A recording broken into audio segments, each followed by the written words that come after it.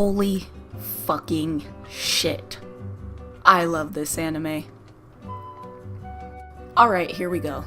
This is probably the only video I have right now that will feature me absolutely gushing over my favorite anime and or anime related content, and honestly it might disgust you, but I don't even fucking care.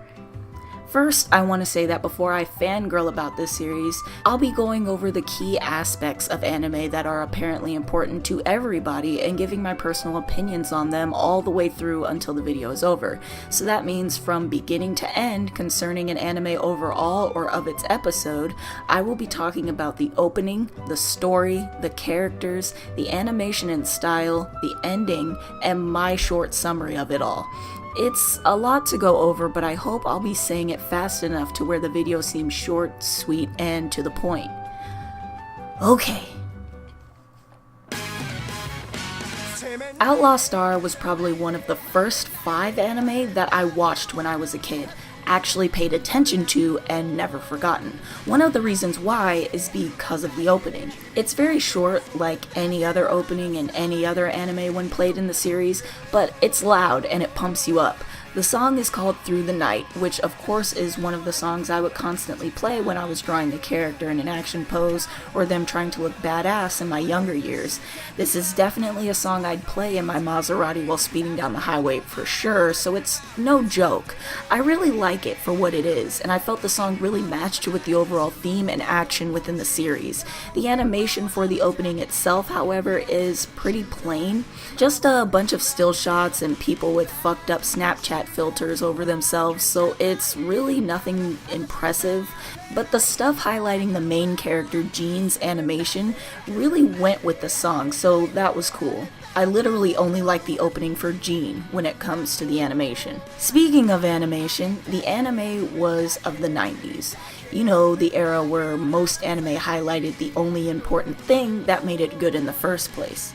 No, not its fan service, not its art, and not the use of bright colors and making everything kawaii. It was its story.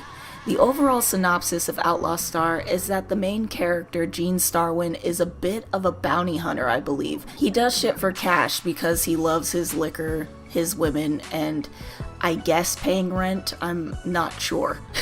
Eventually, he stumbles upon a job that introduces him to a woman named Hilda, and eventually introduces them both to an android named Melfina. And Melfina is the key to access something called the Galactic Ley Line, which is like a room or space of ultimate treasure that all the space pirates want.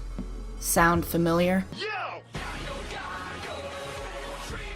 It's a very simple story that introduces amazing and interesting main characters that never really fall into the background. The aspect of battling spaceships are implied within the story, some of which can talk, I believe, and a story that highlights a journey with these colorful characters simply traveling in space and dealing with it and each other. I honestly love these kinds of stories. Any anime that shows a group working together and highlighting all their personalities and them going on a journey, if that was its own genre, I'd love them all. If anything, most of the animes I like consist with people being in a group. Why? Because groups make people interesting, and groups allow characters to grow, if written right, of course. Anyway, concerning the story again, there lies problems, because apparently Gene lost his father due to an attack in space, so he's hesitant in even going on a space journey. But due to this girl Melfina and losing a close acquaintance at the beginning of the series, he overcomes his phobia and proceeds to go on this adventure where he meets a hilarious cat girl and a very intelligent assassin. I fucking love them. And I love this series.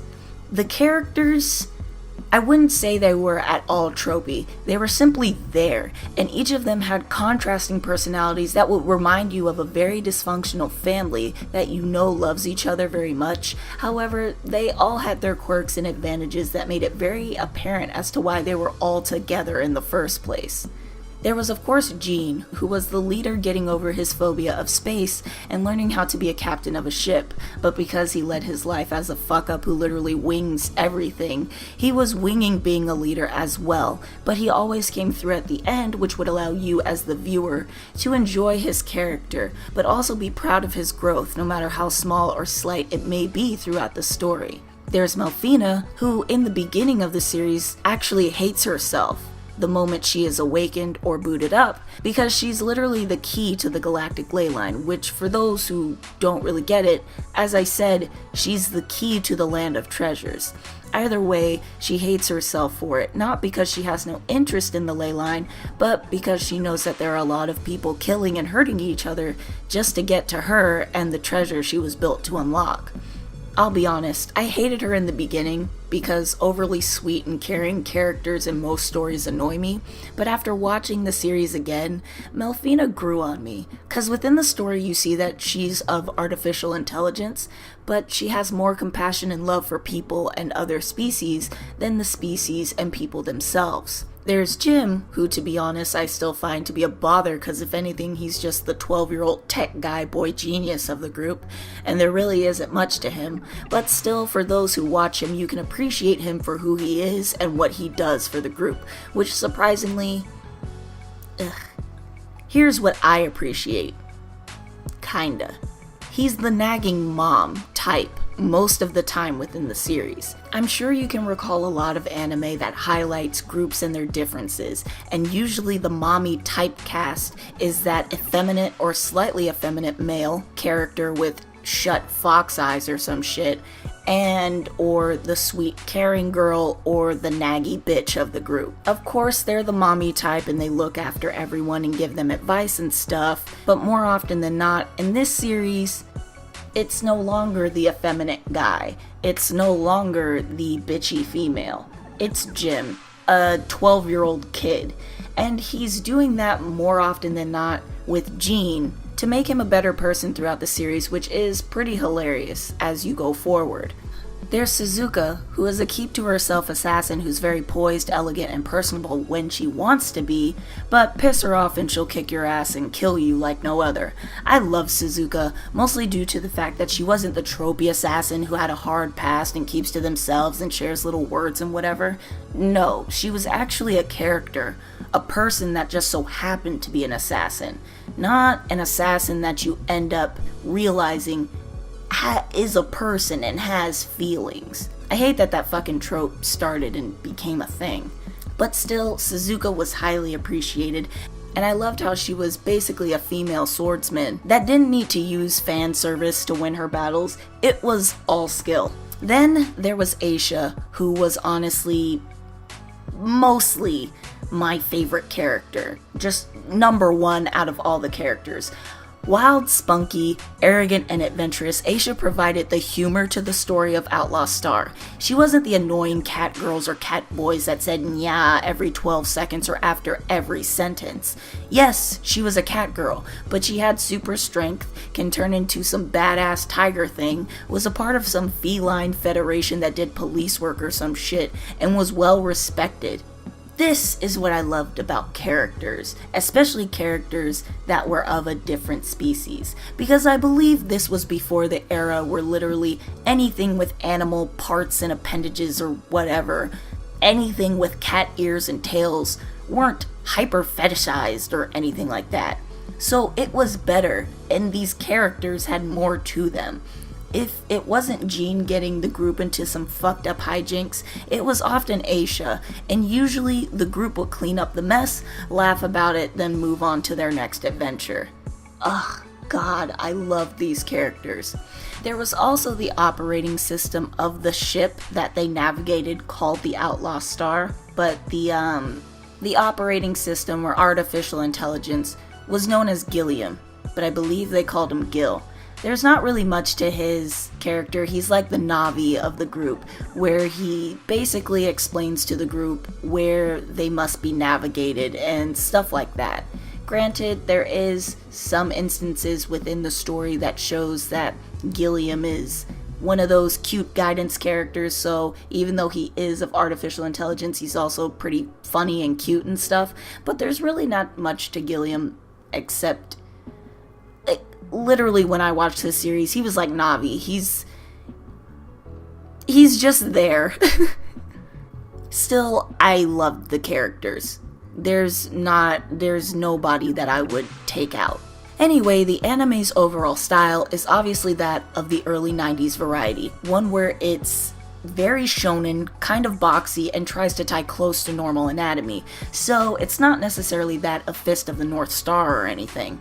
The proportions of both the male and female characters obviously have that overly anime type of style when it comes to their eyes and hair, but when it comes to figure and proportions, it's very simple and not too overboard. So guys don't have the muscles of Jonathan Joestar, and women don't have tits the size of the Titanic.